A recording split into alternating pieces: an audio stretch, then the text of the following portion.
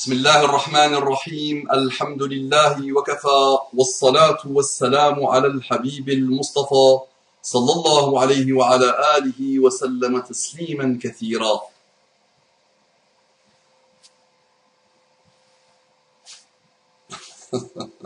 Apaise-toi. Salli wa sallim ala Muhammad. Tu as besoin de t'apaiser. Salli wa sallim ala Muhammad. Allahumma salli wa sallim ala Muhammad.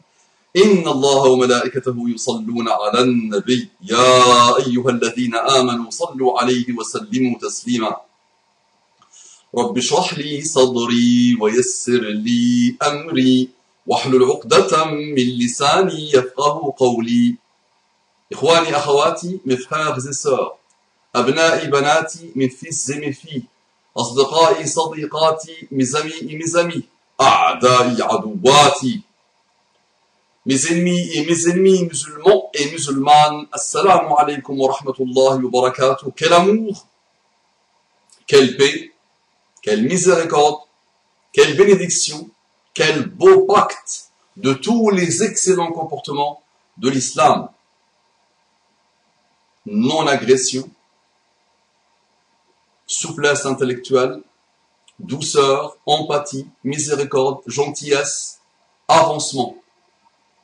Positivisme, positivité totale, alhamdulillah. Mes frères et sœurs en humanité, ceux qui n'ont toujours pas voulu ouvrir leur cœur à Allah, ceux qui ont subi beaucoup de manipulations, eux, leurs parents, leurs grands-parents, depuis des siècles et des siècles. Je leur dis, je suis ravi, heureux, honoré, de partager un petit bout de chemin avec vous. Je n'ai rien contre vous, au contraire, je veux apprendre de vous. J'ai appris de vous. Et j'aimerais bien vous apprendre et vous aider à apprendre la meilleure chose qui existe, le meilleur bienfait qui existe, la meilleure qualité qui existe. C'est celle qui te pousse à te poser les fameuses questions existentielles. À quoi tout ça rime? Pourquoi je suis là?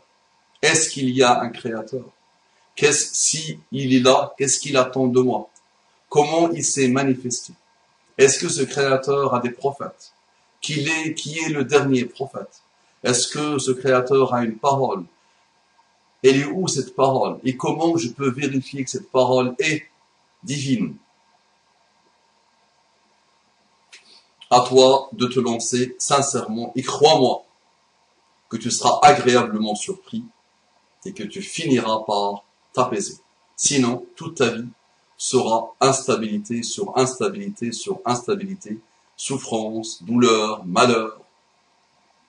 Qu'Allah te guide. J'entre directement dans le vif du sujet. Ce mail m'a plié de rire. Je pense que je l'ai lu vers 5 heures du matin, la première fois, et je l'ai lu vers midi, je pense, la deuxième fois. Et il m'a plié de rire. Qu'Allah te bénisse, mon frère qui m'a envoyé ce mail. Bismillah, nous allons le lire, le mail. Lui, il l'a intitulé « Da'wa aux autochtones ». Da'wa aux autochtones. C'est mieux, mais vous savez que je fais le rappel à des musulmans et à des non-musulmans. Et ceux qui m'intéressent, moi, dans le rappel, sont d'abord les non-musulmans et les musulmans sectaires. Les autres, ceux qui se sont apaisés, ils n'ont pas beaucoup besoin, peut-être, de mon rappel cybernétique. Mais c'est surtout les non-musulmans et les musulmans sectaires, ou ceux qui se pensent musulmans alors qu'ils n'ont rien à voir avec l'islam. Donc c'est la majorité. C'est là où mon rappel peut être très utile. Pour celui qui a gardé un atome de bien, attention. Celui qui n'a pas gardé un atome de bien, je lui conseille de visionner plusieurs, et petit à petit, l'atome de bien va se débarrasser des strates qui l'ont enfui dans le cœur, et petit à petit, la personne, Inch'Allah, se retrouvera. Donc, Assalamu alaikum wa rahmatullahi wa barakatuh, cher Mu'allim. Wa alaykum assalam wa rahmatullahi wa barakatuh, cher fils. Qu'Allah te bénisse. Qu'Allah Azza wa Jal vous préserve, vous et votre famille, et vous accorde ses bienfaits. Amin ya Rabbal Alamin. Amin, amin ya Rabbal Alamin. Jazakallahu kulla khair pour cette invocation. Je voulais juste vous faire part d'un fait tout de même dramatique, mais qui, selon une certaine circonstance, pourrait véritablement, je pense, effondrer un avis existant chez nous musulmans, qui pousse certains individus à être un vrai concert pour notre Ummah. Nous appartenons à la génération de Daesh, nous appartenons à la génération Boko Haram, et nous appartenons à la génération Al-Qaïda. Nous appartenons à la génération, pas vous et moi, des guerres en Afghanistan, et de GIA, et de beaucoup de groupes dits musulmans, et qui ont installé le façade dans le monde. Donc, le frère nous dit, s'agirait-il tout de même de faire marcher son cerveau et sa raison par la volonté de notre Seigneur Tout-Puissant. Donc le frère nous demande de faire fonctionner nos cerveaux, notre raison. Elle est puissante, la raison. C'est ce qui nous différencie des autres créatures. Je vous mettrai la source à la fin. Le 16 novembre 2018, un jeune Américain, évangéliste, chrétien, de 26 ans, du nom de John Allen Shaw, s'est rendu dans l'île de North Sentinel, dans la mer d'Andaman, près de l'Inde, où se trouve une tribu d'autochtones vivant dans cette île depuis 60 000 ans, bien loin de la jungle technologique et capitaliste dont nous vivons. C'est pas donc DONT, dans laquelle nous vivons. Ce John Allen a comme ultime but d'ouvrir le cœur de ces autochtones à Jésus-Christ. Donc, John Allen, je pense qu'il est d'origine asiatique. J'ai vu sa photo quand il m'a donné le nom. Moi, j'avais entendu parler de l'histoire, je ne sais plus qui m'a raconté ça. Il m'avait dit ça en une phrase, ça m'a fait rire et c'est bon, j'ai oublié l'histoire. Et depuis, je l'ai oublié jusqu'à semaine. Mais c'est même pas ça qui m'a fait rire, moi. Ce John Allen a comme ultime but d'ouvrir le cœur de ces autochtones à Jésus-Christ, se donnant comme mission d'aller à la rencontre de cette tribu pour les convertir. D'accord? Pour les convertir. Donc, convertir les autochtones. C'est pour ça que j'ai choisi le verbe convertir pour le titre de ce rappel. Très bien, d'aller les convertir. C'est Allah qui guide, attention.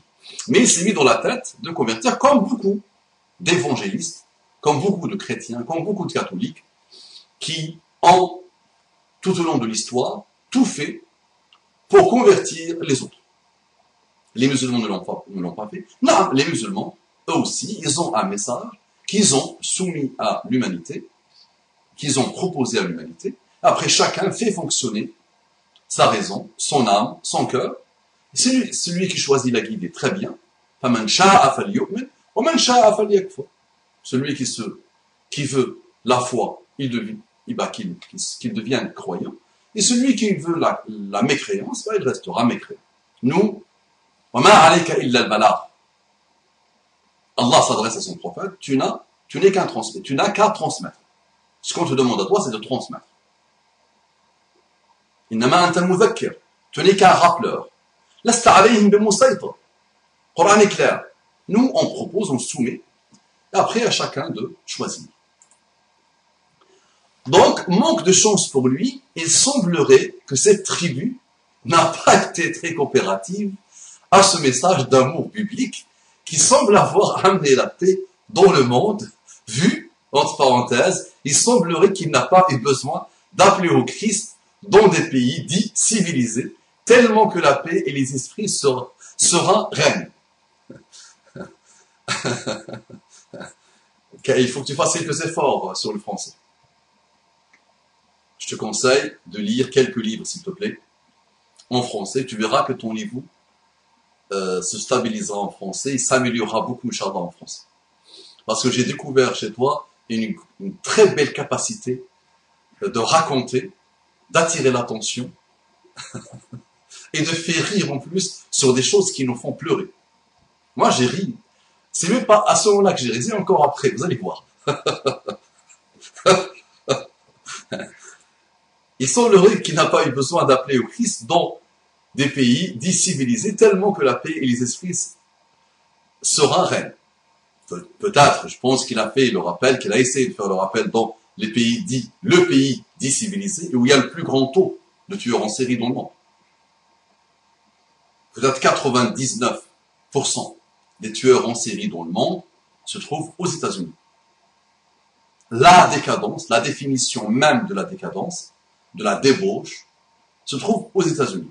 Des malheurs, des dépressions, des bizarreries, des instabilités, des dérives, des perversités se trouvent dans le rêve américain, dans le summum absolu de ce que la civilisation veut atteindre.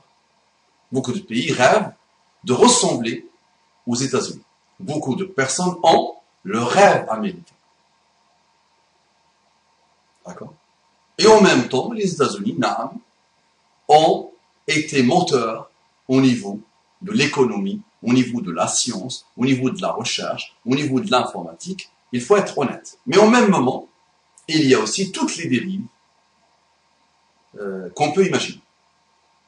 C'est vrai. Dans 97 ou 98, la statistique bouge, mais elle reste comme ça. Donc 97 ou 99% des tueurs en série.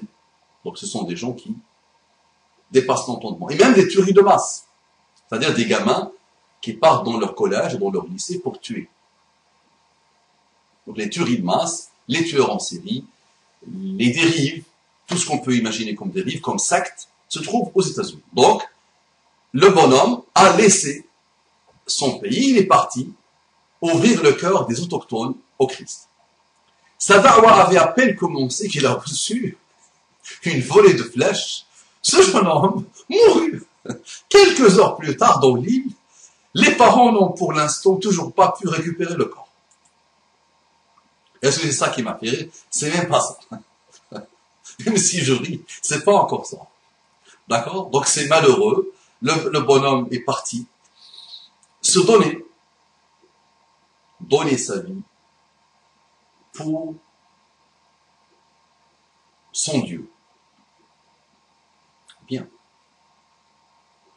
Il se savait menacé. Il savait un jour avant sa mort qu'il allait mourir, qu'il risque la mort. Il avait des signes précurseurs. Il savait que toute personne qui s'approche de cette tribu peut mourir. Mais il est quand même parti. Sachez aussi, les amis, qu'il y a des gens qui ont consacré plus de 25 ans de leur vie pour convertir les Africains. Il y a des gens tout au long de l'histoire qui ont sacrifié une vie entière pour convertir. Comparer nos efforts à nous à leurs efforts. La personne, moi je me rappelle, une fois j'étais à Nice, 2-3 évangélistes sont venus me voir, j'étais avec quelqu'un, et j'ai commencé à discuter, à échanger avec eux. Je me rappelle, il y avait des foules de personnes, dont le boulevard, comment ça s'appelle? La promenade des Anglais. Je me rappelle, beaucoup de personnes sont venus, mais ils ont constitué une foule, un cercle, et ils écoutaient le débat. Rapidement, ces évangélistes-là, ou n'importe quelle personne qui a une foi basée sur la dérive, sur shirk, l'association, tu peux rapidement lui démontrer que c'est basé sur rien. Ça rien. Même si leur foi est basée sur shirk, tout au long de l'histoire, beaucoup de groupes se sont donnés à leur foi, se sont donnés à leur croyance. Ils ont voué une vie entière à ça. Tous leurs moyens.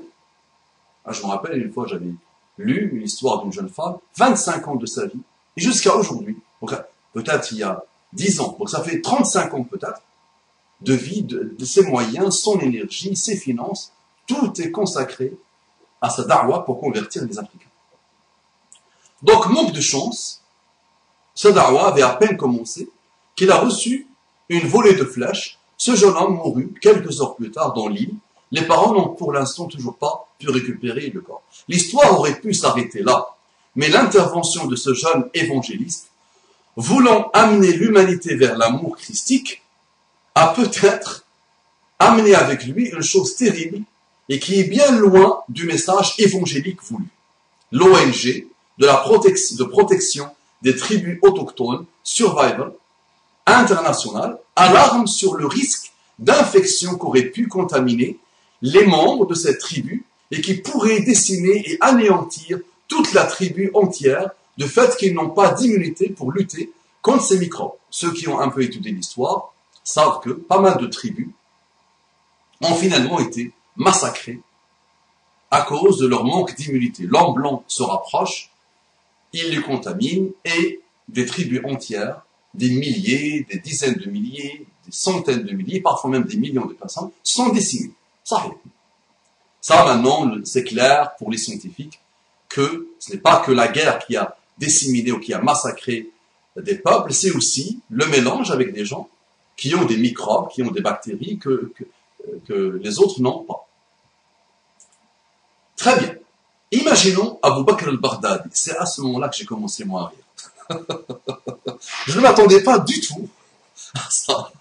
À un moment donné, je me suis dit, mais qu'est-ce qu'il raconte? J'ai pas du tout compris au début ce qu'il voulait dire.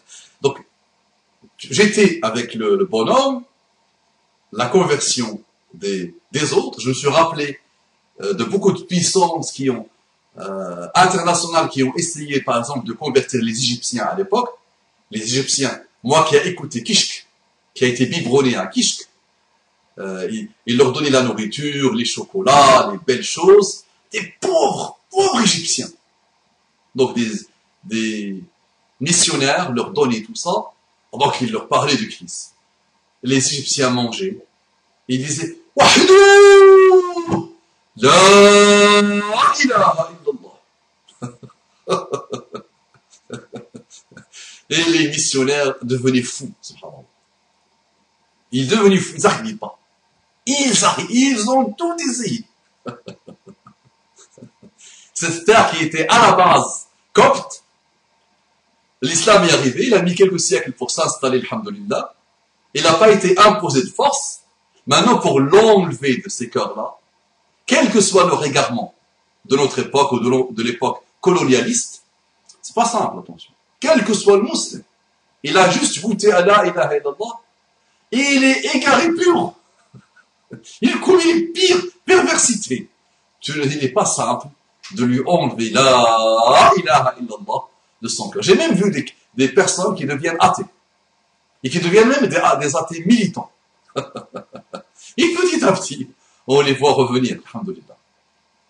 Plus immunisés, plus forts que l'époque où ils avaient hérité l'islam comme une djellaba et qu'ils n'avaient pas compris. Et c'est ce qui a causé finalement leur athéisme. Très bien. Donc là, il m'a donné un crochet, là, il m'a fait... Donc il dit, imaginons Abu Bakr al-Baghdadi. Abu Bakr al-Baghdadi. Je ne veux pas être à sa place. Il a semé les graines de l'fasad fil ard. Nous sommes encore en train de payer la da'wa malheureuse de Abu Bakr al-Baghdadi. Imaginons, c'est malheureux d'appeler ça une da'wa, les dérives, les wasawis, le shaitan de Abu Bakr al-Baghdadi. Imaginons Abu Bakr al-Baghdadi, le célèbre calife, a gagné la guerre. La tête de Bachar al-Assad entrefait dans son palais. Ah, ça, c'est beau ça. La tête de Bachar al-Assad entrefait dans son palais. Machallah. Dégustons un repas du fast-food officiel de lui, l'État islamique. C'est haram, c'est malheureux d'appeler ça l'État islamique. Appelle-le plutôt Daesh. Il n'y a pas mieux, Daesh. Donc, dégustons un repas du fast-food officiel de l'UI, Mac Sharia. Ça me plie de rire. Mac Sharia. Ok. Tu as de l'imagination, mon frère. Je peux même te dire, tu commets pas mal de fautes d'orthographe, mais tu as une belle plume. Il y a des gens qui se sont découverts un talent d'écrivain très tard. Rousseau, par exemple. L'œuvre de Victor, elle est arrivée quand il avait plus de 60 ans. Il avait écrit pas mal d'œuvres, mais l'œuvre des œuvres, si ma mémoire est bonne, Les Misérables, elle est venue, il avait plus de 60 ans. Quand on se rappelle de Victor, on se rappelle de l'Ashqiya. Je l'ai lu en arabe à l'époque. Les Misérables. Dès qu'on dit les Misérables, on ne va pas penser à des gens qui souffrent, on va penser à Victor. Si ma mémoire est bonne, Voltaire, Candide, là, je pense qu'il a écrit tardivement. Marcel Proust, à la recherche du temps perdu. Il avait fait quelques petites tentatives qui ont échoué. À plus de 36 ans, 37 ans, donc bientôt 40 ans, il a entamé la recherche du temps, à la recherche du temps perdu. 14 ans de vie. Il est mort à 51 ans. D'accord? Donc, tu peux, attention, te découvrir un talent que tu n'avais même pas imaginé avant. À toi de le développer. D'accord? Chacun de vous a des talents. Développez vos talents, s'il vous plaît. Laissez libre cours à votre inventivité, à votre créativité, à votre innovativité. Ça se dit pas. Innovation. Soyez innovateurs, s'il vous plaît. Il y a tellement de choses à faire et à dire, alhamdoulilah. Donc, Mac Sharia, on entend encore dehors les derniers coups de feu de ces soldats habillés et cagoulés en noir, massacrant ceux qui sont arrivés en retard pour la salat, accusés d'être des munafiq. Donc là, ils ont eu le pouvoir, imagine, et ils ont installé leur dîne, leur religion dans le monde, la tête de Bachar ensanglantée sur une lance, d'accord, en train de manger leur Mac Sharia, Inch'Allah, en train de ramener des groupes et des groupes de foule de personnes qui étaient en retard ou qui avaient fumé une cigarette pour les massacrer, Inch'Allah. Donc voilà, mettons-nous dans ce climat-là. Donc, ces soldats habillés et cagoulés en noir, massacrant ceux qui sont arrivés en retard pour la salat, accusés d'être des munafiq. D'ailleurs, il ne reste plus beaucoup de musulmans à Damas. Beaucoup ont été exécutés, car pas assez dans la voie des Sahaba et de la Sunna. Trop de bid'a. Allez, les armées de Bachar ont massacré tout le monde. Les ennemis de Bachar, les amis de Abu Bakr, les amis de Daesh, les amis de l'islam ont massacré tout le monde. Bien. D'ailleurs, le ciel, ça c'est beau là, moi j'ai beaucoup aimé. Brillant. D'ailleurs, le ciel de ce vendredi est envahi de fumée noire. En effet, il faut respecter à la lettre la parole du prophète, sallallahu alayhi wa sallam, selon laquelle il aurait brûlé les maisons des croyants pour qu'ils viennent accomplir leurs prières en groupe. Bref, passons. Il avait poussé le raisonnement à l'extrême dans une de ses paroles, de la métaphore, pour dire que celui qui ne vient pas faire la prière et qui habite proche d'eux, je me suis dit, je vais faire. D'accord? Mais ne prenez pas un hadith ou une parole hors contexte. Parce que tu l'utilises, tu causes une infinité de malheurs. Tu causes l'absence même de la salat. Tu causes la détestation et la haine de l'islam. Tu causes l'athéisme. Tu causes le fasad. Et qui t'a demandé à toi ce hamamtu, C'est le prophète sallallahu alayhi wa sallam qui le dit. Mais est-ce que toi, tu as le droit en islam d'aller brûler une maison de quelqu'un qui habite à côté de la mosquée et qui ne prie pas à la mosquée? Est-ce que toi, tu as le droit, comme ça s'est produit dans les pays arabes, d'aller brûler un magasin de quelqu'un qui vend des cassettes, ou qui vend des CD, ou qui vend des vidéos de chansons, par exemple, ou même de pornographie à l'époque? Est-ce que, qui te donne le droit à toi, et ça s'est produit malheureusement dans quelques pays arabes, des groupes à l'époque qui fouettaient, qui séquestraient, qui fouettaient des gens qui ont forniqué, par exemple. Et vous n'avez rien compris de la religion d'Allah. Voilà. Tu vas me dire, Abu Bakr al-Baghdadi a le droit? Non. Abu Bakr al-Baghdadi s'est autoproclamé khalife. Le pauvre. Très bien. Passons. Un de ses fidèles compagnons, à la manière de la huppe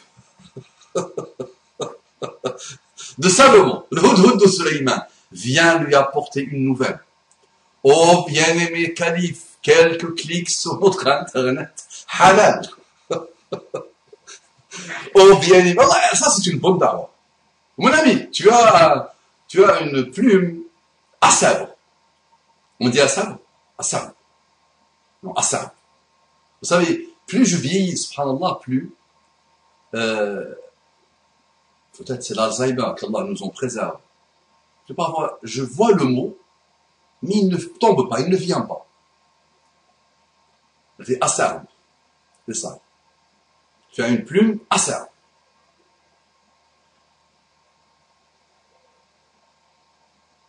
Avec ton humour, s'il te plaît, tu peux aussi faire une bonne dawa. Tu peux marquer les gens. Bien. Je le découvre en toi, mon ami. Alors que ça fait quelques années que je côtoie ce frère, on se côtoie, machallah, on ne s'est jamais rencontrés, mais on se côtoie. C'était l'un des élèves de l'Oasis, qu'Allah le bénisse. Donc un de ses fidèles compagnons, à la manière de la huppe de Salomon, vient lui apporter une nouvelle. Oh, bien-aimé calife, quelques clics sur notre internet halal, vient de m'informer qu'il existe une tribu de mécréants. Et là, la réponse, réunis donc les troupes et va leur proposer l'islam. Sinon, exécute-les tous, sans exception, et prends leurs femmes et leurs enfants comme captifs, dit le calife.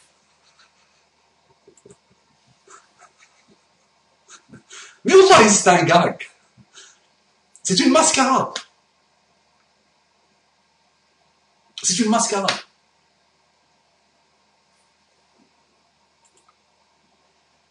Un groupe armé de noirs, donc un groupe armé de noirs avec comme étendard la shahada noire. Ah ben, là aujourd'hui tu vois le porte-étendard de Daesh. Répugnant. Moustapha, qu'est-ce que tu racontes? Mais la ilaha illallah, c'est pas ça que je dis. Ce n'est pas ça que je dis. Mais le porte-étendard, tellement il a été symbole, il a été synonyme de la façade, de la désolation, du viol, de la vente d'organes, de la séquestration, de la torture, de rivières de sang qui ont coulé, de familles partout dans le monde qui ont été déchiquetées, que quand tu vois ce porte-étendard, tu le trouves répugnant. Répugnant. Tu n'as pas envie de le voir. Est-ce que je mens? Je pose la question. Est-ce que je mens? Est-ce que je raconte n'importe, comme vous dites? Réfléchis. Un groupe armé de noirs avec comme étendard la shahada noir et blanc s'apprête à obéir à l'émir des croyants. Allah Allah. Cavalerie lourde, AK-47 et blindés, roulant à toute allure vers cette tribu autochtone de l'île de Nord Sentinelle. Ah bah oui. Allahu Akbar. Hayya ala al-jihad. Hayya ala al-jihad. Al-hur al-'ain. Al-hur al-'ain tantadhirukum. Al-shahada. Al-shahada. Le martyr. Le martyr. Ah. Mais non. Ah non, c'était pas ça. Vous avez vu que l'air d'âge. C'était pas ça. C'était des suicidaires dépressifs, malheureux, minables, losers, qui vivaient une vie minable et qui avaient tellement joué aux jeux vidéo pour celles qui laissent ses enfants avec les jeux vidéo, qui ont tellement couché à droite et à gauche, qui ont fait des partous avec des femmes, plusieurs, qui avaient bu plusieurs marques de vin, je ne les connais pas, qui avaient consommé toutes sortes de drogues, qui avaient échoué à l'école, dès 12, 13, 14 ans, on les a dégagés de l'école, qui ont été des poisons, majoritairement, et qui n'avaient plus de sens, qui n'avaient plus de boussole, qui n'avaient plus de direction, qui n'avaient jamais été utiles, qui étaient des bandits, vendeurs de drogue aussi, consommateurs de drogue, qui avaient tous, ou majoritairement, rendu visite plusieurs fois aux prisons, et qui ont entendu l'appel de Abu Bakr al-Baghdadi. C'est ça l'histoire. Moustapha, mais il y avait des exceptions. Non. Il y avait des exceptions. Il y avait des gens sincères. Non. Mais parfois, tu es sincère, ben, le chemin de l'enfer est pavé de bonne intention, n'est-ce pas? Vous connaissez le proverbe. D'accord? Donc tu peux parfois être sincère, mais tu n'as pas utilisé ton cœur, ton cerveau, tu n'as pas bien réfléchi, tu n'as pas étudié, tu n'as pas approfondi, et ta sincérité devient un mal absolu. Surtout dans l'époque dans laquelle on vit. Tu peux manipuler, tu peux endoctriner un gamin de 30 ans, tu peux l'endoctriner en 2 heures, parfois 1 heure, parfois 10 minutes. Pour ceux qui laissent leurs enfants devant Internet. Et pour ceux qui se laissent aller devant l'Internet et qui ne mettent pas de limites.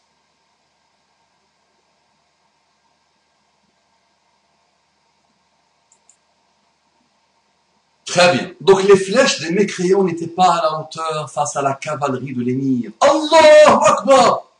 Criaient les fanatiques. Un cri de victoire qui annonçait le sort de cette tribu, vivant dans cette île depuis 60 000 ans. Le calife victorieux ordonna le partage du butin. Entre parenthèses, pas de montre de luxe pour lui, et l'on fut très déçu.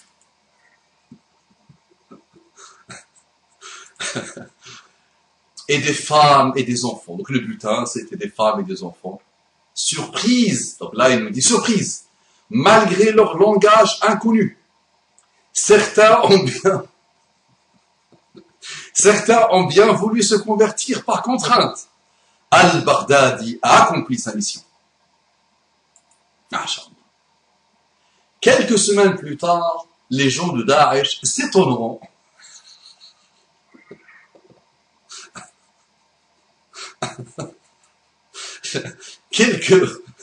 les gens de Daesh s'étonneront que les survivants de la tribu fraîchement convertie moururent. J'aime le passé simple. Je l'ai toujours dit, moi, le passé simple, j'aime. Donc moururent, un par un, de fièvre et de douleurs atroces, tous décimés par les microbes des soldats de lui. Et là, ça m'a tué. Le frère m'a tué. À ce moment-là, la chute là m'a tué. Cette chute-là, plusieurs chutes m'ont tué, mais celle-là en particulier. Donc voilà. Les microbes du commun des mortels est une chose, mais le microbe des Daeshiens est une autre chose. Regardez comment il dit. Donc, il dit, tous décimés par les microbes des soldats de lui, ceux de Karim, ancien dealer du 9-3, ou de Mahmoud. Il a bien choisi les prénoms. Le bonhomme a bien choisi les prénoms. Il manque juste Mouloud. Au Jean Mouloud. Au Kevin. Donc il dit, ceux de Karim, ancien dealer du 9-3. Moi je les vois. Moi j'ai passé quelques années dans le 93, le 9-3, et je les vois là. Je vois leur visage. Et j'ai tout vu. J'ai vu des minables. J'ai vu des minables. Je ne trouve pas d'autre mot. Impoli. Qui manque de respect. À tout le monde. Dealer. Flemmard. Malheureux. Je me rappelle, J'ai habité dans un endroit, subhanallah, à l'époque, la cité Floriade, ça s'appelait. La cité Floriade. Regarde le nom. Au bout de quelques années, le temps que les enfants des arabo-africano-musulmans grandissent un peu et deviennent adolescents, il est devenu la cité de l'enfer. Beaucoup de mes voisins à l'époque ont quitté. Pourquoi? Parce que les jeunes cassaient la porte, remplissaient le hall de mégots, de seringues, de drogue, de saleté, de bizarrerie. Moi, je me rappelle une fois, je passe par là, et je vois le groupe, une trentaine de gamins bien nourris de yaourt, bien nourris de fromage, des choses qui n'avaient rien à faire de leur vie. J'ai pas mal d'histoires à raconter sur cette époque. Et là, il y a un moment donné qui part, là. J'étais en train de les conseiller, de leur parler. Là, il y a un qui part sous l'escalier de le sas, vous voyez les immeubles, un immeuble de 4 étages, le sas, il part sous l'escalier, il a voulu pisser, uriner. Kramakumullah. Et je lui dis, urine, tu vas voir. Ah, bismillah, lance. Et je lui dis, tuer. Parce qu'il y avait ses copains, des grosses masses. 1m93, 1m92, 1m80 minimum, bien nourri, machallah. Je vais te tuer, il me dit. Un gamin de 16-17 ans. À l'époque, j'avais quoi? J'avais la trentaine. 28 ans, 30. Et il me dit, je vais te tuer. Je lui dis, bismillah. Bismillah. Une goutte sort, je lui ai dit, tu verras. Et il a sorti son... Aucune pudeur. Aucune propreté. Aucune hygiène. Aucune bonne qualité, rien. Des choses bizarres. Attention, je ne généralise pas. Mais chacun est en train de voir sa banlieue. Qu'est-ce qui se passe dans sa banlieue? Dans son quartier, dans lequel... Et c'est un quartier propre. C'était de nouvelles constructions, de nouveaux bâtiments à l'époque qu'ils avaient appelé Cité Floriade. Pas très loin du parc départemental de la Courneuve, pour ceux qui connaissent la région. Pas de respect pour les vieux, pas de respect pour personne. Ils brûlaient ils brûlaient les boîtes aux lettres, ils brûlaient les câbles, tout ce qui peut être brûlé, ils le brûlaient. Tout ce qui pouvait être cassé, ils le cassaient. Et oui. Donc voilà. Ancien dealer du NAF3, ou de Mahmoud, ancien vendeur de cigarettes à l'unité à Alger, ou Ali al-Britani. Moi j'aime bien ces convertis. Daoud al-Firansi, Mohamed al-Haïti. Il porte les pauvres ses noms. Il se pense Khalid bin Walid. Il se pense Habr al-Umma, wa Turjuman al-Qur'an, Abdullah ibn Abbas. Les pauvres. Il se colle ses noms et c'est bon. La hawla wa la quwwata illa billah. Donc, Ali al-Britani, ancien toxico et rappeur originaire d'Angleterre. Je vois la tête. Mais Marlich, diront certains, c'est la volonté de Dieu. On a vaincu les koufars. C'est le plus important. Ah oui, on a vaincu les koufars. Allahu Akbar. On a exterminé les koufars. Indirectement, on dit à Allah, Ya Allah, tu n'as rien compris. Tu crées les koufars, et nous, on t'aide à te débarrasser des koufars. C'est toi qui les as créés. Nous, on les décimine. Oui, mais Mustafa, c'est de l'imaginaire. Mais avec ce qu'il a imaginé là, il a résumé la problématique. Eh oui. Ce n'est que ça, la problématique. De ces groupes-là, qui ne vont pas s'arrêter. Là, Daesh est sur le déclin. Mais d'autres Daeshiens vont arriver. D'autres Khawarij vont arriver. On les connaît parfaitement bien, les Khawarij. Mais le malheur, c'est que c'est une copie qui n'a rien à voir avec les Khawarij dont a parlé Muhammad sallallahu alayhi wa sallam. Et que les Sahaba ont connu après la mort de Muhammad sallallahu alayhi wa sallam. Les Khawarij de l'époque, au moins, c'était de très grands adorateurs. de très grands dévots. Ils maîtrisaient le Coran, ils lisaient le Coran, ils vivaient dans le Coran, ils vivaient avec le Coran. Ils jeûnaient, ils veillaient la nuit. Mais il y avait une dérive dans leur système de pensée, ce qui a fait d'eux les chiens de l'enfer. Mais ceux-là, des époques modernes, dis ce que tu veux sur leur passé et sur eux, même quand ils se pensent les pauvres moujahidoun, défenseurs de l'honneur de la Ummah, les élus d'Allah, même quand ils sont comme ça, quand tu vois bien, je dis pas. Très bien. Question à ces sectaires. Est-ce donc cela la finalité de l'islam? Convertir ou exécuter tout ce qui bouge, peu importe les conséquences. Qu'en pensez-vous, Mu'allim? Quel serait notre devoir envers ce genre de tribu autochtone?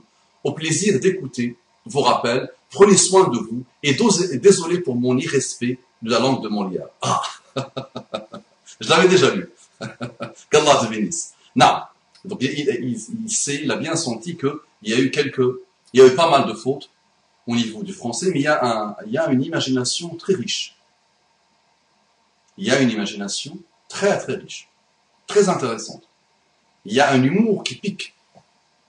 Il y a une belle manière de faire le lien entre les événements de notre bas monde, de la vie dans laquelle on vit. Donc il y a des choses que tu peux faire, mon frère. Ah oui, commence à analyser, réfléchir. Tu pourras contacter Haroun, tu pourras contacter pas mal d'humoristes, parce que je pense que tu as une plume, et tu as une imagination, tu as un recul. Nous arrivons à la minute 42, et il me pose une question. Pour moi, c'est le rappel. Il n'y a plus rien à rajouter. Mais je vais mettre sur, comme image de ce rappel, la photo d'un très très très très grand personnage. Ici, 1% des musulmans du monde, et de la France, et de la Belgique, et de l'Europe, 1%, pas plus, essaye juste de lui ressembler un peu, le monde avance. Et le monde découvrira l'islam. Et on fera ouvrir les yeux et les cœurs et les âmes. Je dis 1%, j'ai même pas dit 10%. Il s'appelle Abdurrahman Smith. Alayhi rahmatullah. Abdurrahman Smith. Un Koweïtien. Parfois, quand tu entends parler des gens de la péninsule arabique, souvent tu les trouves répugnants, racistes. Tu penses au gaspillage. Tu penses à des milliards et des milliards que les familles régnantes délapident partout dans le monde. Tu penses au gaspillage alimentaire. Plus de 25%, 30%, 50% parfois, d'un grand repas monumental jeté à la poubelle. Tu penses à beaucoup de choses. Tu penses à ce qui se passe actuellement entre le Qatar, les Émirats et l'Arabie Saoudite. Tu penses à beaucoup de choses, malheureusement. Mais il y a quand même des exemples. Abdurrahman Smith, un Koweïtien, qui aurait pu vivre comme un roi. En plus, médecin, intellectuel médecin. Et qui a consacré toute sa vie, plus de 30 ans de sa vie, à l'Afrique. À aider les Africains. À nourrir les Africains. À soutenir les Africains. Il a été le plus grand philanthrope, le plus grand humanitaire des temps modernes, ou je pense même de tous les temps, en Afrique. Et il a aussi appelé à l'islam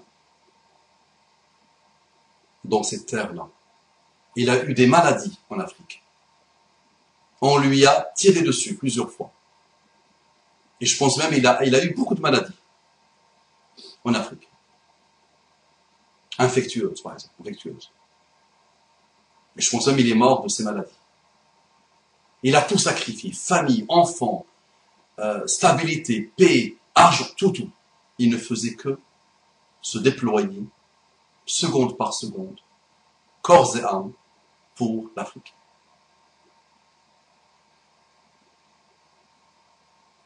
Je me rappelle de deux, subhanallah, histoires qu'il a racontées. Je vais raconter une que vous pouvez trouver sur Internet. Il disait la chose la plus étrange. Nabil Awadi lui pose la question, la chose la plus étrange que tu as vue en Afrique, en plus de 30 ans de déploiement. Il dit un jour, je passe par un village, je résume l'histoire, je la raconte avec mes mots à moi. Il passe par un village dans lequel il y a des gens qui ont dressé leur salam, leur statue. Donc, ils avaient leur statue, c'était leurs idoles, c'était des idolâtres, les mouchrikoun. Donc, il passe par là avec un groupe, donc il se permet de gifler la statue. Leur salam, leur hubal, manat. Et les gens n'étaient pas contents. Ils ont exprimé leur mécontentement de voir que leur Dieu, ils ont dit, c'est notre Rab, notre Seigneur, notre Dieu. Et bien, Abdurrahman et son groupe leur disent, mais laissez-le se défendre tout seul. C'est le Dieu, c'est le Rab, laissez-le se défendre tout seul. Ce n'est pas ça le plus bizarre, le plus étrange dans l'histoire. C'est que quand ils ont posé la question pour comprendre l'origine de cette adoration, les gens ont dit, il y a 300 ans, un da'i musulman est passé par notre village. Il a été la cause de la conversion de notre village à l'islam. Il y a 300 ans. Il n'y avait pas les moyens que nous avons actuellement. Aujourd'hui, nous avons tellement de moyens que chacun de nous peut être la cause de la conversion de centaines et de centaines, ou même de milliers de personnes. Un da'i passé par là, il a été la cause de la conversion à l'islam de notre village, et nos parents, nos grands-parents, nos arrière-grands-parents racontaient que, à chaque fois qu'il y avait la sécheresse, ce da'i faisait des invocations, et Allah faisait tomber la pluie. Un jour, ce da'i dit, je vais partir à Al-Mashriq, à l'Orient. Il devait partir pour faire le Hajj, par exemple, pour faire le pèlerinage. Donc il part, il ne revient pas. Quelque temps après, l'épouse de da'i meurt. Les grands-parents, les arrière-grands-parents partent à la maison, donc ils trouvent des livres, les livres de ce da'i, de ce cheikh, de ce personnage. Donc ils les mettent dans la peau d'une vache, on va dire. Ils enterrent tout ça dans un endroit, et ils mettent une sorte de poteau. Et à chaque fois qu'ils avaient la sécheresse, ils sortaient les livres et ils faisaient des invocations, peut-être, où ils demandaient au Seigneur de faire tomber la pluie. Petit à petit, ils ont remplacé le poteau par une idole. Subhanallah. Ajib, wallahi ajib. Et sachez que cette histoire-là, vous la vivez en France. Combien de personnes, son père ou son grand-père direct était un grand imam, un grand mujahid, qui a combattu le colonialisme, qui a combattu l'immoralité, et qui aujourd'hui, sa descendance, sont des adorateurs de tout, sauf Allah. Les pires pervers de l'Europe d'aujourd'hui. Et même dans les bleds musulmans, beaucoup de personnes, leurs parents, leurs grands-parents, étaient des gens qui ont tout donné pour Allah. Et eux-mêmes, ils ont tout donné pour Shaitan. Donc, tu sais ce qu'il te reste à faire. D'accord? Chacun de nous, selon ses moyens, selon ses compétences, selon ses possibilités, doit faire le rappel, doit se déployer, doit faire le maximum pour aider les humains à ouvrir leur cœur. Nous, on convertit personne. On ne convertit personne. Tu ne peux pas guider ce que tu aimes. Message adressé à Muhammad sallallahu alayhi wa sallam.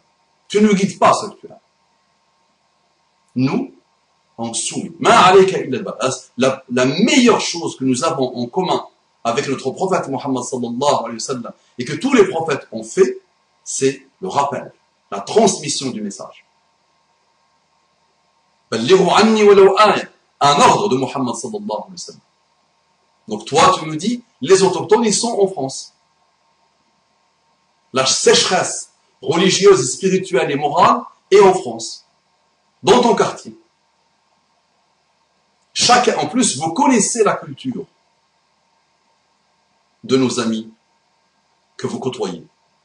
Vous êtes français, ils sont français. Vous avez leur culture, vous la connaissez.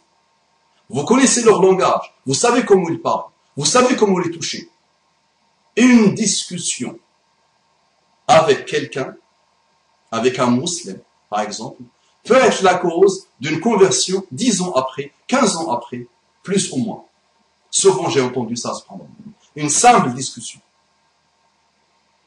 Donc, parlez, échangez, montrez, dites, partagez l'islam. Transmettez de moi ne serait-ce qu'un verset. Notre hadith te dit que tu transmets, celui qui écoute, tu transmets à quelqu'un, d'accord? Ce quelqu'un à qui tu as transmis devient meilleur que toi.